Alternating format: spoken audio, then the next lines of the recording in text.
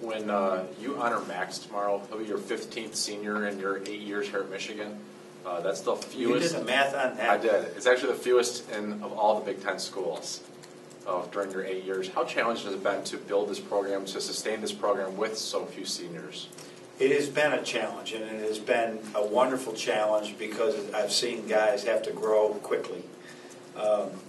I think aside from this year, I think we had the best Big Ten record over the last 3 years going into this year, despite that lack of seniors.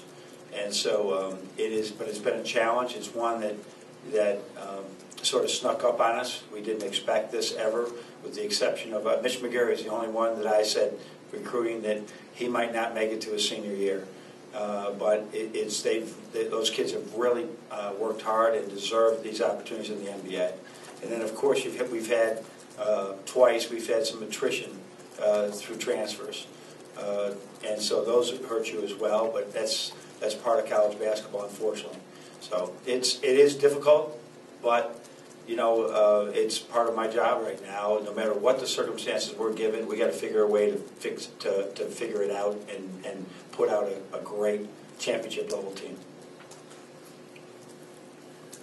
John, looking at the lineup tomorrow, any changes? I would assume that you would try to start Max in the middle of the camp. We were. It's a great question. We were going to start Max. I've never done that before. I just felt that each game was more important than that. However, Ricky Doyle couldn't practice yesterday. He's not practicing today. He's got an intestinal virus. So we'll see. He's not going to be able to practice, so that makes it a much easier choice. But I was going to do it anyhow, just because of this. There's not this huge disparity between Max and Ricky. Who's got the mic? Kyle. While we're waiting, what about Derek? Is that a definite no at this point? He will not play tomorrow. He will not play tomorrow. No. Any chance he plays the following week? It would be doubtful. Okay. I hate to say never and never, but we're trying everything we can. But he tried to practice. He had pain even warming up before the Northwestern game.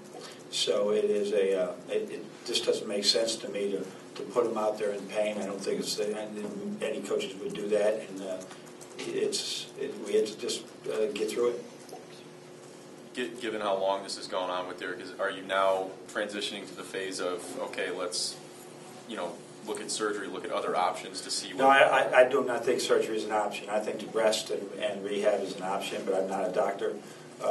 I just wish that when it's, you don't know how long it's going to be, but it could be 2 weeks, it could be 3 weeks, it could be 6 weeks. We would have put probably a different plan in, but we thought maybe 3 or 4 weeks he'd be back for maybe Michigan State, Ohio State, and then it wasn't happening. So right now, obviously, you like to do it. In hindsight, we'd like to do a lot of things, but right now it is what it is, and that's all we got to deal with. Just go.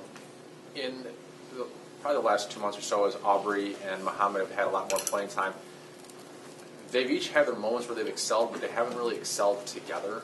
They haven't had a lot of games where they've both played really well. Is that just something that they haven't learned how to play together yet, or what do you attribute that to?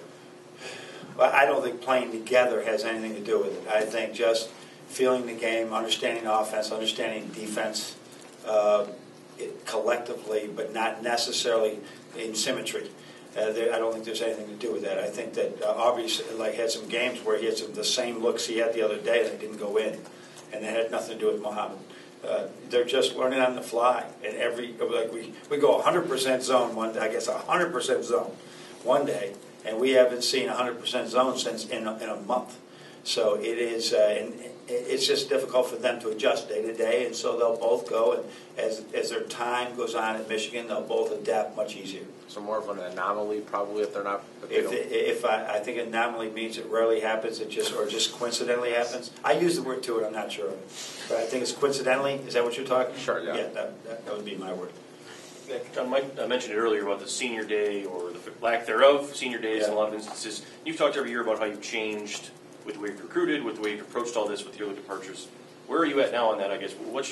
Is there a uniform philosophy on that, or how? I wish I could get one. We're looking at every option as we go into the end of the year. All right, are we going to have any transfer attrition? You don't expect anything, but we all know, right? The NBA attrition. you always worry about retention at this level. No matter how happy the team seems, you get surprised some years. So now you're trying to think during the year, what would you do if? What would you do if? What would you do if? We have so many of those things on the board that you don't know. So we'll just see what happens in the next couple of weeks. We like the team. We'd love to have everybody back. We'd love to have everybody, including Karis. But if it doesn't happen, then you got to be able to adjust quickly, and we got to be able to find the right guys.